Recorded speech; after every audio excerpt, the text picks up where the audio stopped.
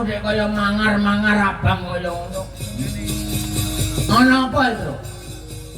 Mestine kowe lak yo ngerti, Mas Gareng yo ngerti. Iki mau padha gojekan ngaturake lelagon lak nggih njlimur rasa.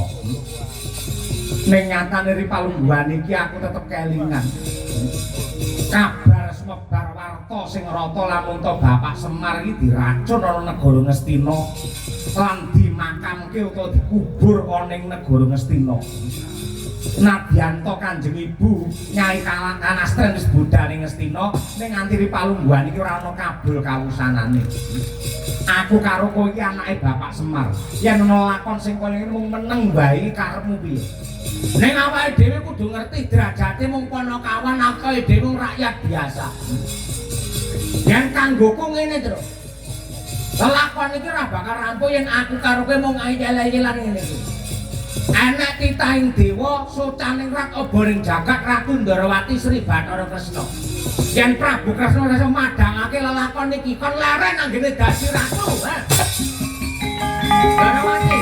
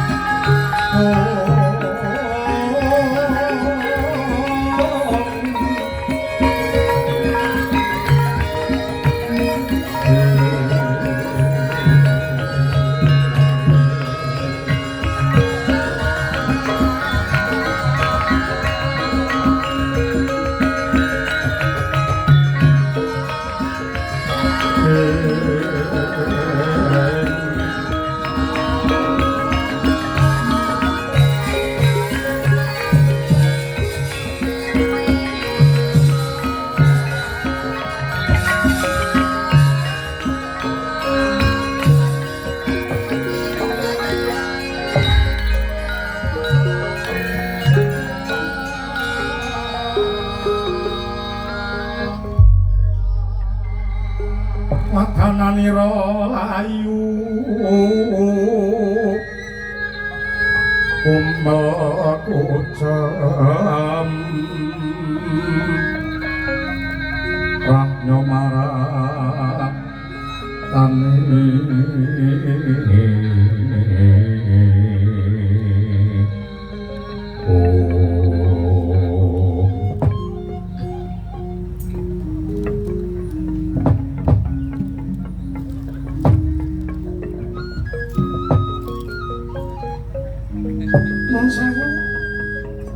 Menawi boten lepak ing dados pamawas kula ingkang kepareng rawuh wonten ing Ndarawati menika Nyai Kanastren garwanipun Kyai Semar. Nyuwun pangapunten kula ngaturaken pambagi panakrami mawan tuan tuwa kunjuk Nyai. Inggih.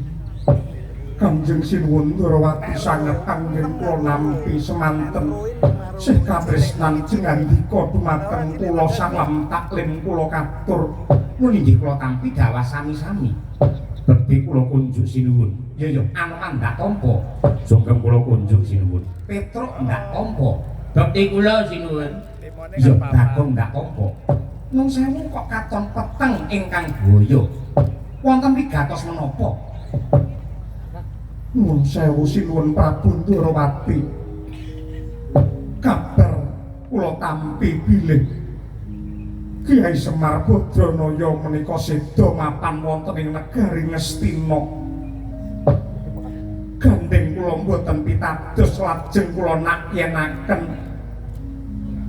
kula sowan wonten ing negari Ngastina minggah wonten ing Stinggil Binatarata nanging wonten bab ingkang dadosaken kagiyating manah kula manut cariyos saking Raden Patih Arya Sengkuni leres lan kepara nyata bilih Kyai Semar seda nalika unjukan mapan wonten ing wandi negari Ngastina lajeng dipun rukti kaliyan para sata Kurawa dipun sarekaken mapan wonten ing kutha Pramanapati ing wewengkon negari Ngastina salebetipun kula badhe lumarap wonten ing pakuburanipun Kyai Semar kedadak patrapipun Patih Arya Sengkuni murang tata badhe ngunjak kaliyan kula bloko suta kemawon ripalungguhan samangke kula sampun kecalan keblet sinten malih ingkang kula sambat sebuti kejawi namung paduka Sang Marteng jagat socaning Ratoburing Jawana Lugon laguning lekas aku pengen menghindari kula kita linuding kidung becuke lho marai kadung kadereng amor memangun manak rahayu aywana tanah golong kumulung manak dumara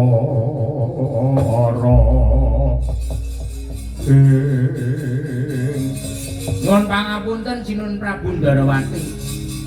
Gandeng gotheke kathah wonten talining jagat kaliyan reksakaning jagat. Talining jagat niku Bapak Semar, reksakaning jagat niku Paduka Sinun Prabu Ndarawati. Sinten malih ingkang kula sambat sebuti magepokan kaliyan sedanipun Bapak Semar kejawi namung Paduka. Paduka niku sampun kawentar titising Bathara Wisnu. Menawi mboten saged ngrampungi lelampahan menika lajeng Panakawane sambat dhateng sinten? Nagong kowe meneng luwih dhisik. Nyai Kanastra, ndak aturi pinarak Kang Prayoga. Aku bisane mung budidaya diniki kasilan ora. Bakal ndak pasrahke marang purbane Hyang Agung.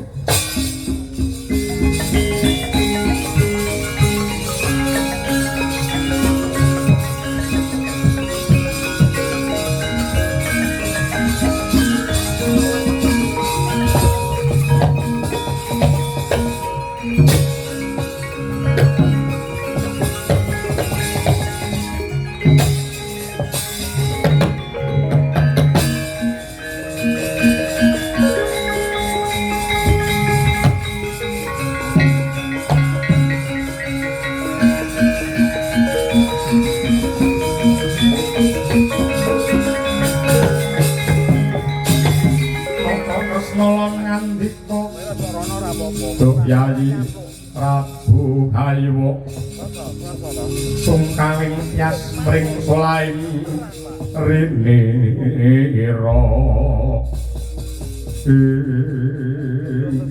Lantaramiji kang putring jangkar bumi kula Punantarja mboten langkung sembah pangabekti kula mawan tuampu kunjuk sandhap padha Paduka Prabu Ndarawati.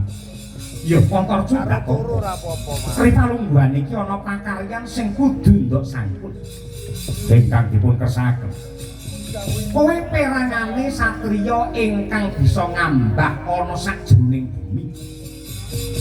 Ndak pundhut kanthi banget ripalungguhan iki kowe ndodosa Bantala. Dadi guru omong Manjina sajroning bumi. Tuju marang kutha Pramanapati wewengkon negara Ngastina. Golek ana pakuburane Kyai Semar. Yen wis ketemu wandane aturna mrene. Kok akan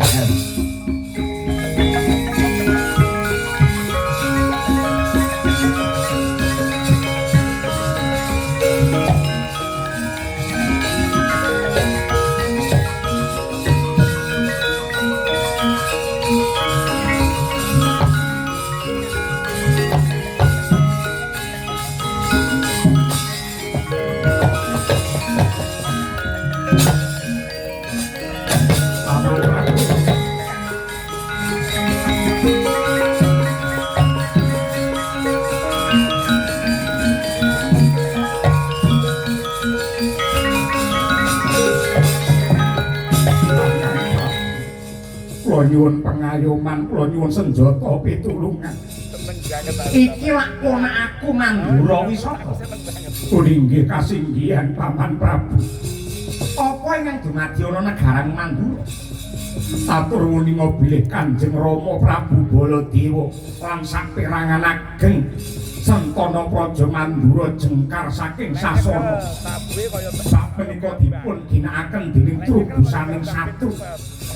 Nenggih Narendra saking Tirta Kadasar ingkang jejuluk Prabu Anggila ngawuk punggung Suratamtaha ngrangsang perang mapan wonten negari Mandura.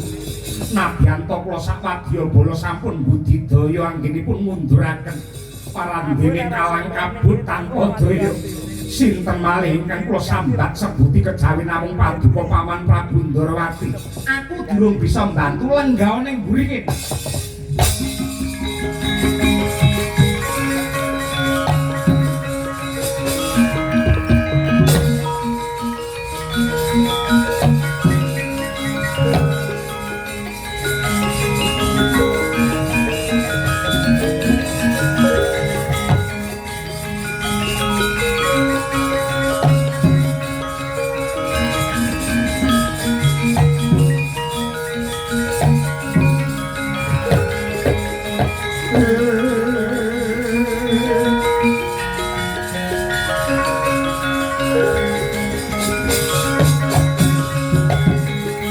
Kakang Semar.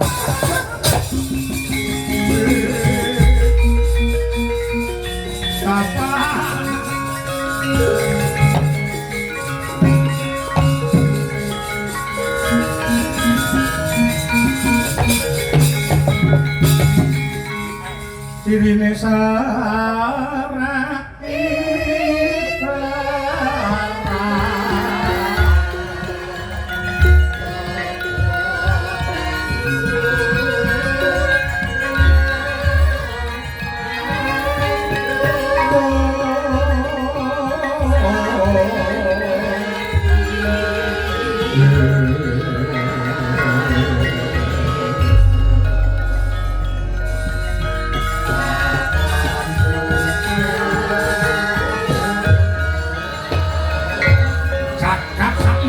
kaya melu bela sungkawa jedul saking lemah bengkah anenggih Raden Antareja gendong dumateng wanda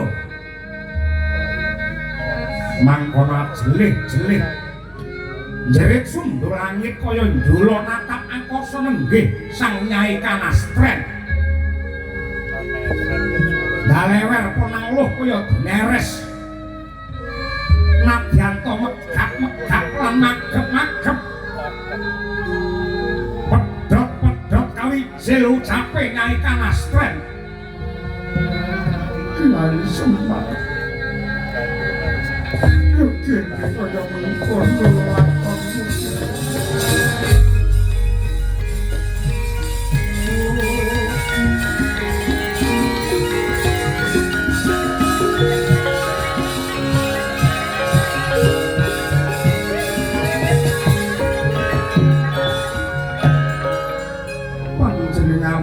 Jare dewa mongko sing jenenge dewa kuwi temah lara nanging luput ing pati jangka jagat sing nekani merga percaya kawengisane para santa Kurawa sing anjalari sedanmu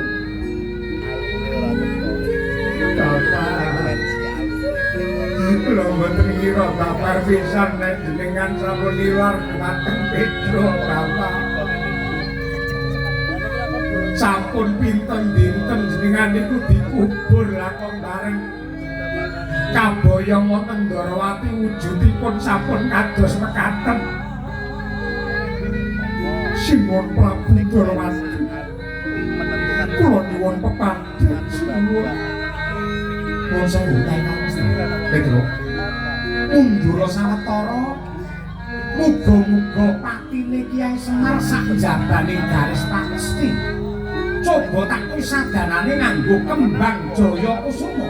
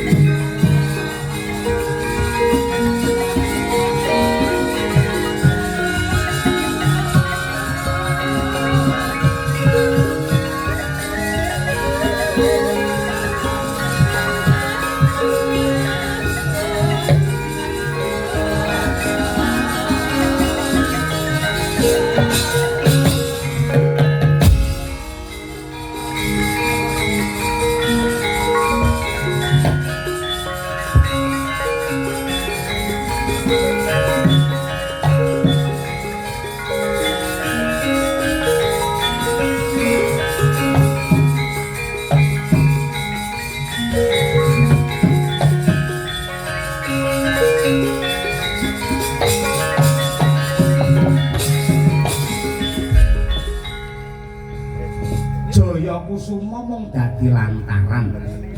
Kabeh wis pinurba dening Gusti Ingkang Maha Nasa. Apa bener pancen panjenenganmu kuwi asmane Kyai Semar? Ya itu trek kisah nek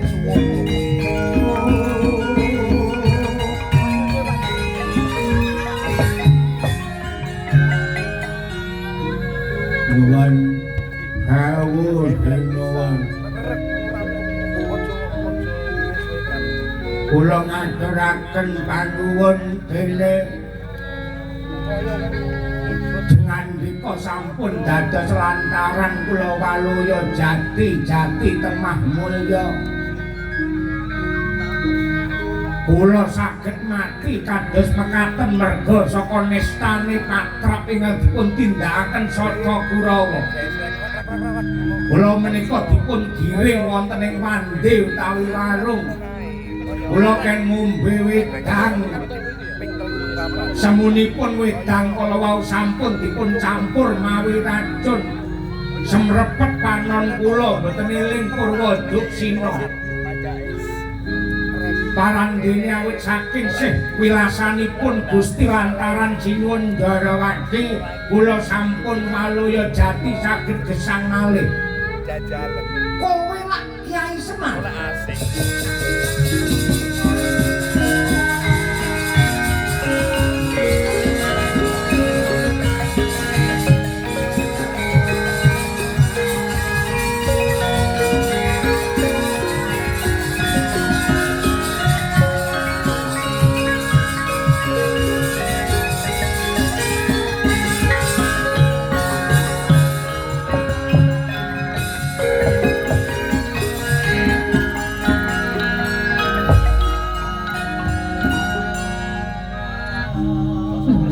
Sandangan sarta wujude cetha lamun kaya Kyai Semar. Nggih wong desa nika lek ngundang kula nggih mar ngoten. Kula ngerti celuk mar niku noleh. Ning kula niki wong sing tresna kalian Kyai Semar. Mula sandangan kula memperke Kyai Semar. Kula lemangan kula akeh-akehke menawak kula kaya Kyai Semar. Ning nami kula Senes Semar, ning nami kula Jumar.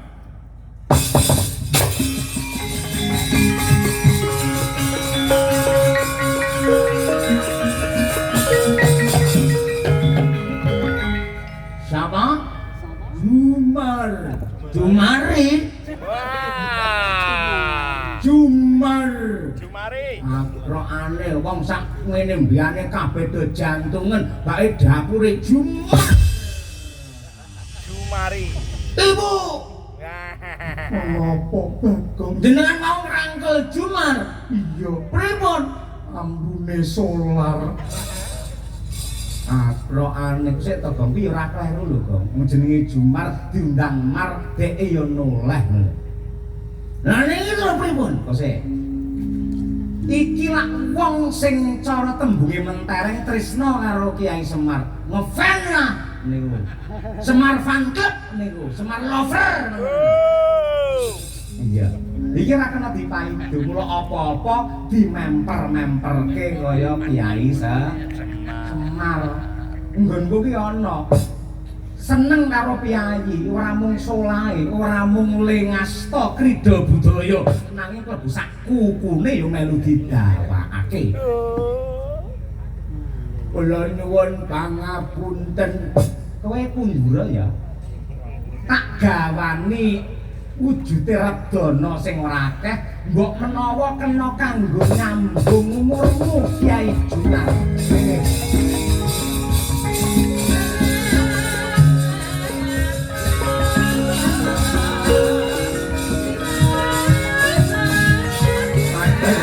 Dengan Prabu Ndarawati lemah kelas segala semangat.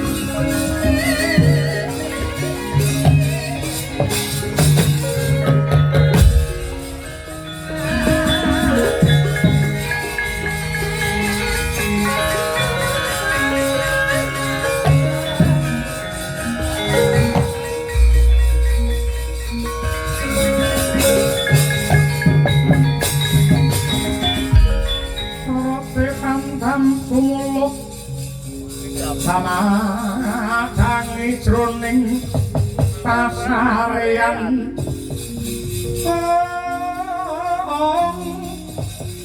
nani wakono remu ramu kalingan angrangan sang tiap manahen pun Waturi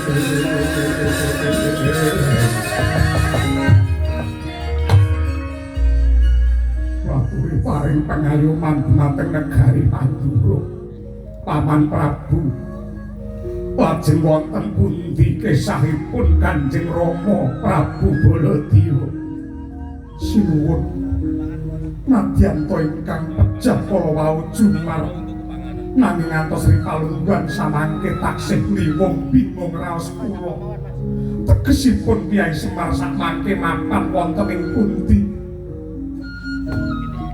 kabeh wae ndak aturi melu ndedonga nyambung rasa praman Gusti ingkang Maha Tresna Ratu Ndrawati sing bakal ngubengi jagat daya ana ngendi mendrane Koko Prabu Baladewa ana Kyai Bandaraya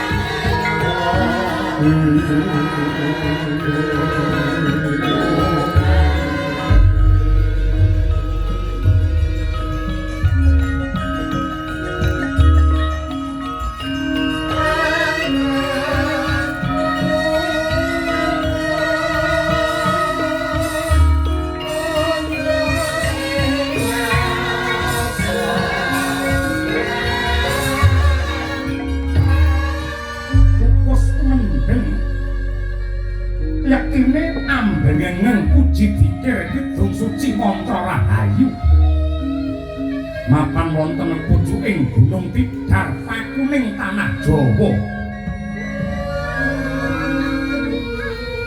ayem tentrem jenjeng permanem anane mung rahayu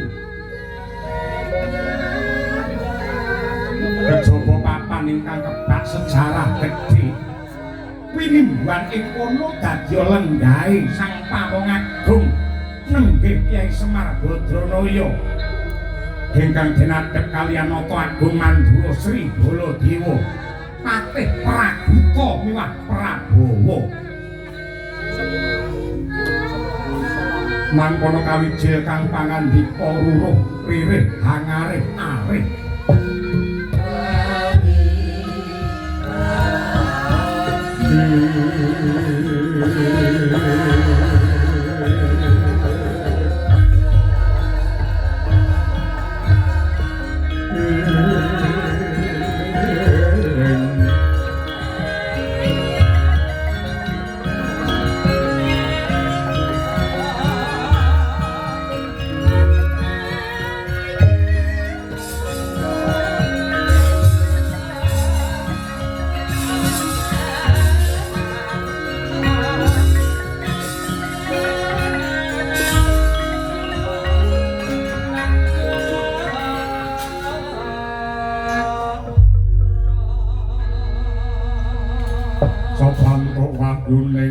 malah ya tumilah mangolah ilmu bangkit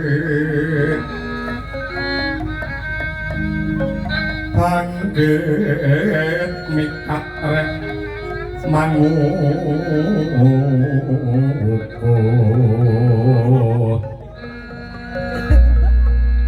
kokotaning jiwaku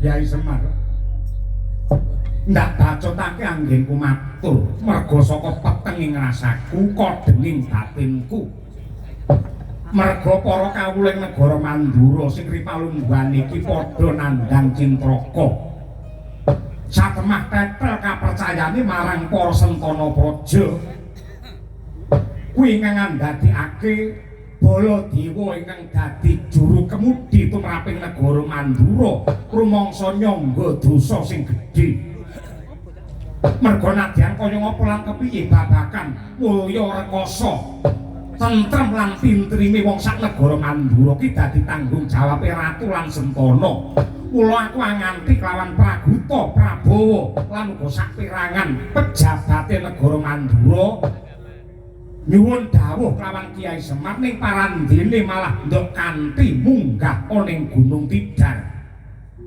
Sing ndok kersakake kepiye Kyai Semar? Ha inggih. Sinuwun Prabu Mandura kalilan matur sisih nyuwun gone samudra pangaksami. Ingkang sepisan menapa to sebabipun sampeyan kula dherekaken munggah wonten ing Gunung Tidar merga gunung menika minangka pakuning tanah Jawa. Lan ugi sejarah wiwitan tumangkare agama pungkasan lumantar perjanjen nenggih kula pun ismaya jati kalian Syekh Subakir utawi Sayyid Samsudin Al-Bakir saking Laladan Ngerum ing tanah Busroh. Nah, nuwun sewu menawi magepokan kalian dika anggenipun ngasta bawat adil wonten negari Mandura kalilan kula tak klungsu-klungsu nderek udu dadi pejabat negara niku yektine mikul tanggung jawab sing abot mboten namung wonten ing donya ning nganti tekan jaman kelanggengan utawi akhirat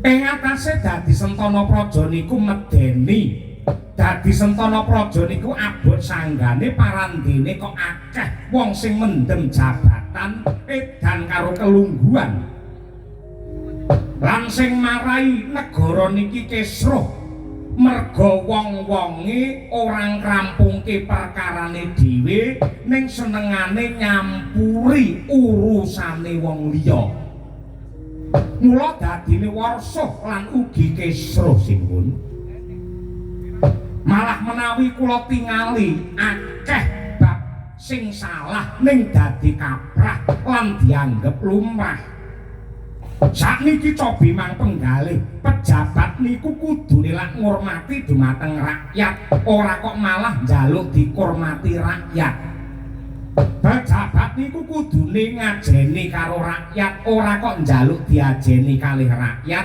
pejabat niku kudune ngladeni rakyat ora kok njaluk diladeni rakyat pejabat niku kudune mulyake rakyat ora kok malah golek nikmat nganggo duwite rakyat pejabat niku dadi wakile rakyat dadi abdine para kawula merga sing diblonjo dening pejabat niku nggunakake duwike rakyat lumantar pajek yen nganti rakyate uripe keserakat lan sekarat kok nganti wakile duwite pirang-pirang miliar niku genah yen pakartine kleru lan luput yen ditutup-tutup nih negarane bakal bubrah langkrah ora pernah merga nepsune wong serakah.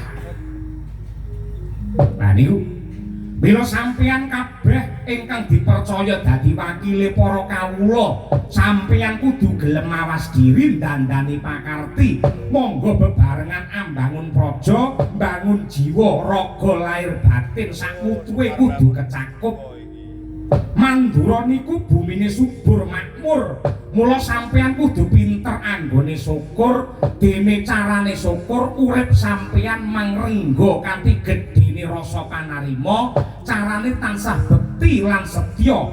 Bekti tegese manembah kalian Gusti anut pewaring weda suci, ewadene setya mangjaga kapercayane para kawula kanthi dadi sentana sing becik, apik, jujur, adil, wicaksana, aja pati-pati ngrasake urip mulya. Yen sampeyan durung bisa mulyakake kawula, yen sampeyan pinter mulyakake kawula, mesti mangke pangeran sing genti mulyake urip sampeyan para sentana praja.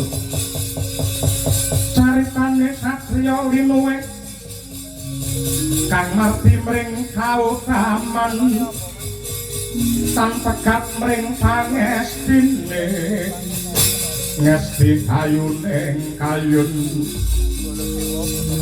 pinesu tapa brata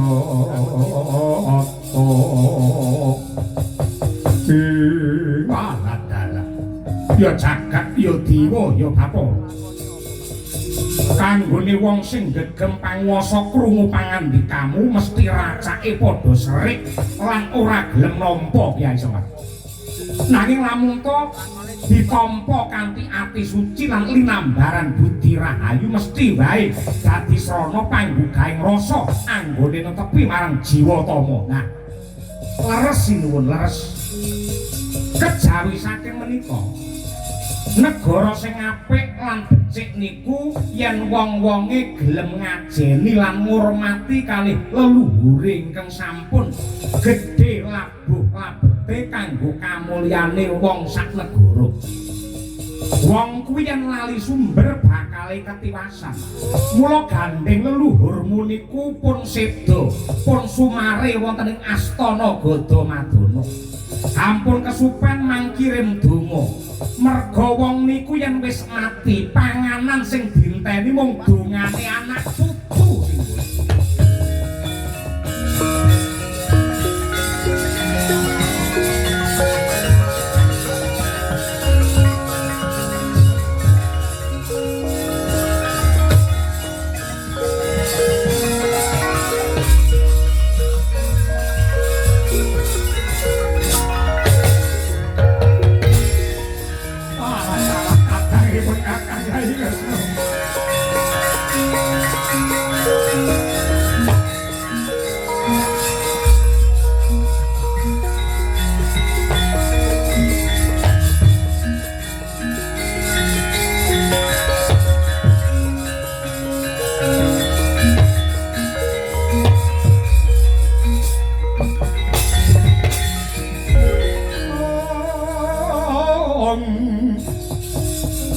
Mangsud narimeng kalbu budine kang den bawani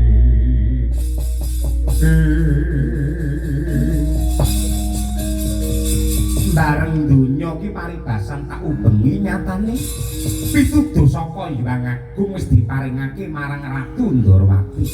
Kyai Semar kelawan Koko Prabu Baladewa jeng andika niku nembe ewuh napa wonten Gunung Tidar. Ah, Kyai Kresna. Nadyan kaya ngapa lan kepiye dadi ratu ki abot sanggane, mula supaya wening kang dadi ciptaku aku pengin dituturi karo Kyai Semar. Aku nganti kelawan Praguta kelawan Prabowo. Kula ngaturaken sembah pangabekti Sinuwun Ndarawati. Sungkem kula kunjuk Sinuwun Ndarawati. Iya, ndak tampa. Ning kula suwun kanthi sanget Koko Prabu Mandura enggal kondur wonten ing negari Mandura. Nadyanto semunipun sampun padhang tetrawangan penggalindika karana tuturipun Kyai Semar.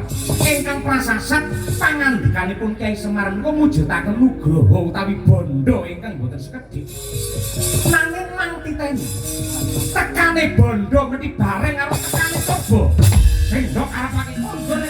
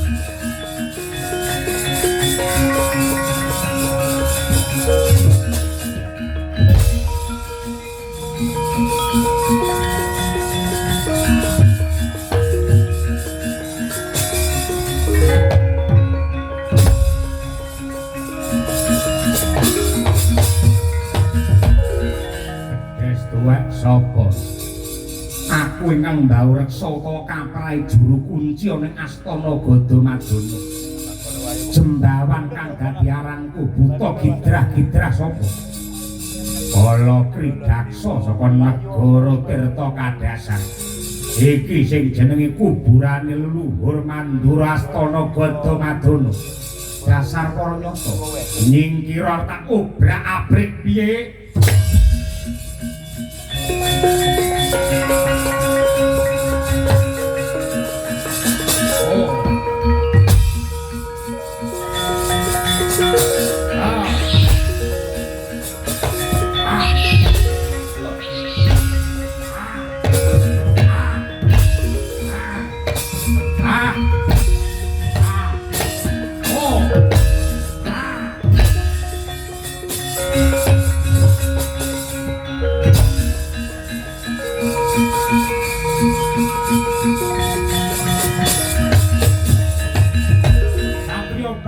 Buri nek buntute sapa?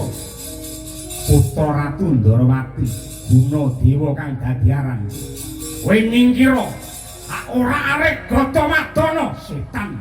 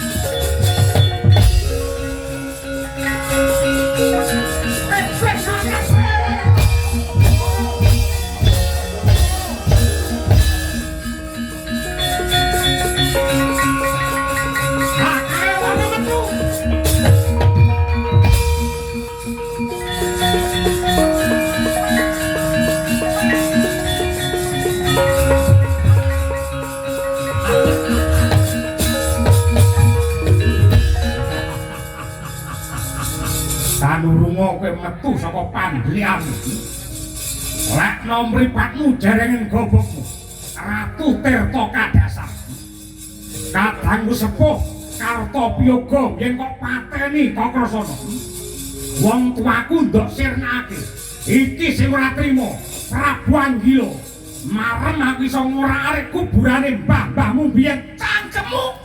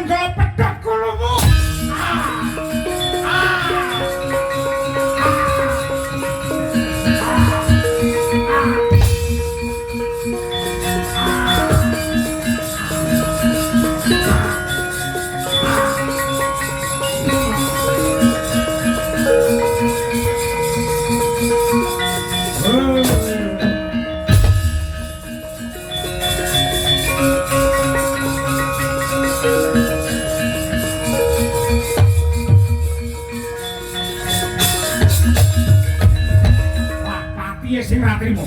Ratu karo ratu, patih karo pat.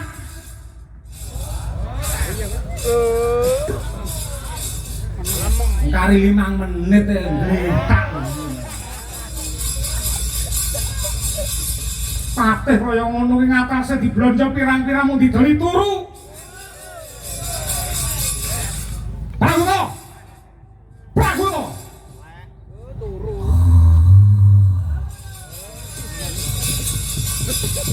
Pragono. Yen nganti negara ki kok doli turu mung wis blonjo karo para kawula sing pajeke paribasan nekek gulu. Ngono kok patut babar pisan. Ora kaya biar-biasu. Pragono. Pragono.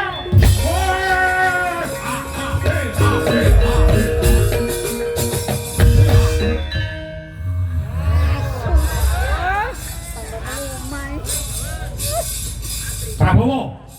Delok Ngapri. Wonten dawuh. Bukan. Delok Ngapri.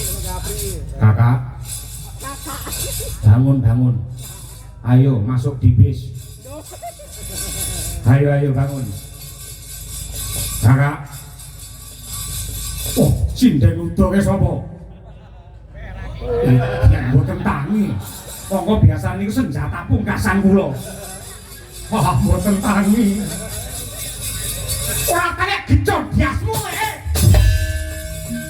Aku kok.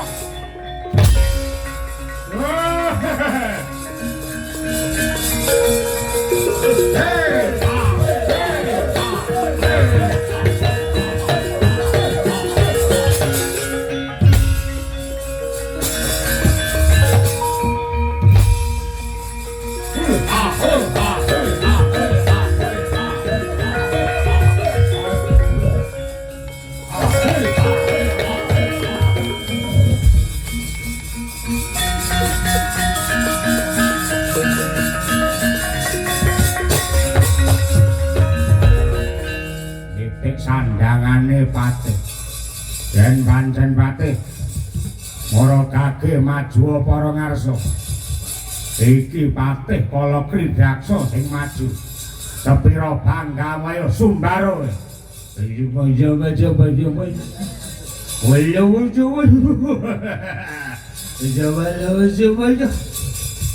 Edian tenan patih karo patih sapa sing gletak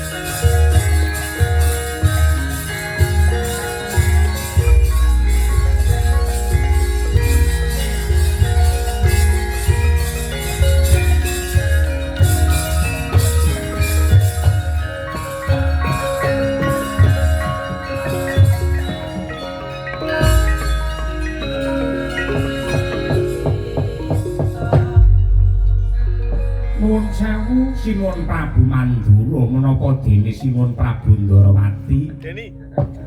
Kula saged anggagapi awit risakipun Astana Gada Madana menika andadosaken gempung lan ugi gempaling penggalih dika.